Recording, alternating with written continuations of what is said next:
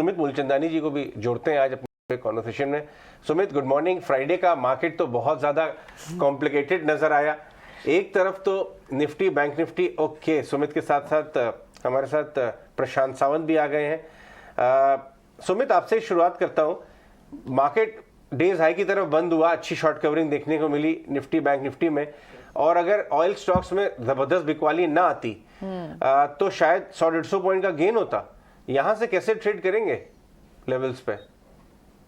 Ajay ji, good morning जी। Sir, जैसे आपने बोला कि एक पुल बैक रैली हम बोल सकते हैं ऑन फ्राइडे सेशन, तो लास्ट वीक भी हमारा जो सपोर्ट लेवल था उसको जब तक ब्रेक नहीं कर रहा तब तक हमारा व्यू जो है एक बुलिश रहेगा। मैं फ्रेश शॉर्ट ट्रेड यहाँ पे अभी भी लेना पसंद नहीं करूंगा। On the basis of the OI अगर आप देखें तो सर 15,700 पे अभी भी काफी अच्छा फॉर्मेशन हुआ है, जो न्यू फ्रेश ओआई एडिशन हुआ है। अगर टेक्निकल बेसिस पे बात करें तो लास्ट भी हमने बोला था जब तक मार्केट 15,900 के ऊपर सस्टेन नहीं कर रहा, एक रैली का एक्सपेक्टेशन नहीं है और मार्केट पूरा रेंज बाउंड रहा। तो अगर ये वीक में मैं एक रेंज की बात करूं तो 15,900 अपसाइड में और 15,500 डाउन साइड में, ये मेरा रेंज रहेगा। सो टिल द टाइम ये रेंज ब्रेक नहीं हो रहा, मैं फ्रेश ट्रेड नहीं लूंगा sir. I will just wait for the trade. तो फ्रेश ट्रेड यहाँ सुमित नहीं लेना चाहते, लेकिन जो डिम्पी हमें डेटा बता रहे हैं कि 15,700 15,800 के पुट में अच्छी खासी राइटिंग है, तो यानी एक बेस तो बन रहा है। अब यहाँ से बाजार ऊपर जाएगा आज या नहीं, या थोड़ा वेट एंड वॉच करेगा, कंसोलिडेशन का फेज होगा, ये वॉच आउट करना होगा आज बिल्कुल। देखिए, हमने पहले बताया था ना कि 15,500 में भयंकर सपोर्ट है। 15,500 से 15,900 का रेंज सब लोग खेल रहे हैं। लेकिन ये इक्वेशन काफी हद तक फ्राइडे को थोड़ा हिला दिया, क्योंकि रिलायंस का 14% वेट है इंडेक्स में। Friday was an one of, ये वन ऑफ है, तो इसीलिए मैंने बताया कि फ्राइडे का सेशन जो है काफी थोड़ा सा कॉम्प्लिकेटेड हो गया निफ्टी के लिए। बैंक निफ्टी में कोई दिक्कत नहीं, क्योंकि इसमें ऑयल एंड गैस से कोई स्टॉक ही नहीं है। बैंक निफ्टी को दिखाइए इंट्राडे, बैंक निफ्टी को इंट्राडे दिखाइए।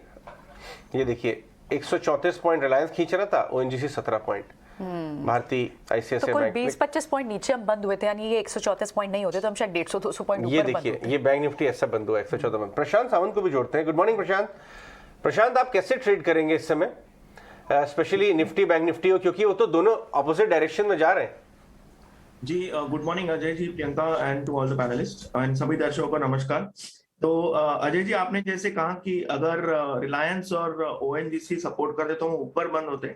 मैं थोड़ा सा इसमें एक पॉइंट ऐड करना चाहूंगा कि क्योंकि रिलायंस और ओएनजीसी बहुत बुरी तरह से, यानी रिलायंस को इस तरह से क्रैश होते हुए शायद हमने अप्रैल में 2020 के बाद बिल्कुल किसी ने देखा नहीं है, जो भी मार्केट में नया है। तो 9% इन अ डे, ऑलमोस्ट 10% बहुत बड़ा फॉल था। उसके साथ इंडेक्स मैच करने के लिए ये बाकी के स्टॉक्स और बैंक निफ्टी सारे एक लेवल पकड़ के रहे, क्योंकि अगर वो वीक हो जाते तो शायद हम 400-500 पॉइंट नीचे आ जाते। और अगर आप देखो तो उस दिन जो भी स्टॉक्स वीक चल रहे थे उन्होंने एक अच्छी खासी पुल बैक रैली दी है, और इनके साथ एक स्टॉक जो आउट परफॉर्मर रहा वो आईटीसी रहा।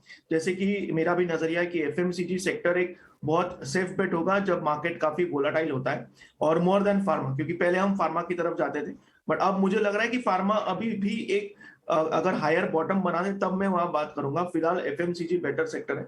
जहां तक निफ्टी की बात करूं तो मुझे बहुत क्लियरली दिखाई दे रहा है कि अगर 15,650 ये जुलाई फ्यूचर्स का जो लेवल है, अगर ये ब्रेक हो जाए, इसके ऊपर हम साइडवेज ही रहेंगे। मैं बाय क्यों नहीं देना चाहूंगा, क्योंकि मुझे दिख रहा है कि 15,900 925 से लेके 16,150 तक एक बहुत बड़ा गैप रेजिस्टेंस है। तो क्या ये गैप फिल होगा? जी, अगर ये हो सकता है, बट मेरा स्टॉप लॉस कहाँ होगा? 15,500 पे। तो क्या मैं 300 पॉइंट का स्टॉप लॉस रख के 300 पॉइंट का टारगेट रखूं तो ये 1:1 हो जाएगा। इसलिए मेरी ये राय होगी कि अगर 15,650 ब्रेक हो जाए तो मैं शॉर्ट करना चाहूंगा, स्टॉप लॉस रखूंगा 15,850 पे, बट स्ट्रिक्टली 15,650 के नीचे ही शॉर्ट करूंगा, वरना मैं कोई ट्रेड नहीं लूंगा। टारगेट मेरा होगा 15,100।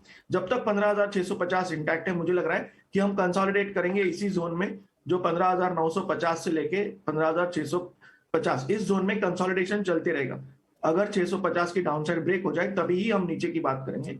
जहां तक बैंक निफ्टी मुझे दिख रही है तो उसका एक अहम कंपोनेंट एचडीएफसी बैंक बिल्कुल पार्टिसिपेट नहीं कर रहा है, उसमें उछाल दिखाई नहीं दे रहा है। जो एक स्ट्रॉन्ग पुल बैक होना चाहिए वो नहीं दिख रहा है, वॉल्यूम्स नहीं दिख रहे हैं, और उसके सामने कोटक बैंक जो है वो एक बहुत अहम गैप रेजिस्टेंस पे आके खड़ा हुआ है।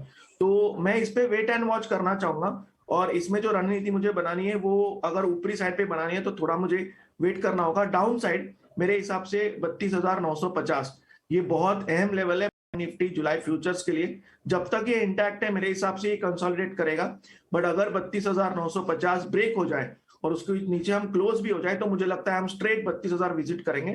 तो जिनके भी पास लॉन्ग्स हो या जो भी बैंक निफ्टी में बाय ऑन डिप्स करना चाहते हो उनके लिए 32,950 शॉर्ट टर्म पोजिशनल हर तरीके का स्टॉप लॉस होना चाहिए। तो मेरे हिसाब से मैं इस लेवल पे बाइंग की अपॉर्चुनिटी नहीं देख रहा हूँ क्योंकि रिस्क रिवॉर्ड जस्टिफाई नहीं कर रहा है। इसके सामने अगर 15,650 ब्रेक हो जाए तो मैं एक रिस्क से शॉर्ट डेफिनेटली करना चाहूंगा। प्रशांत, आपने सही कहा। In fact ITC, Asian paint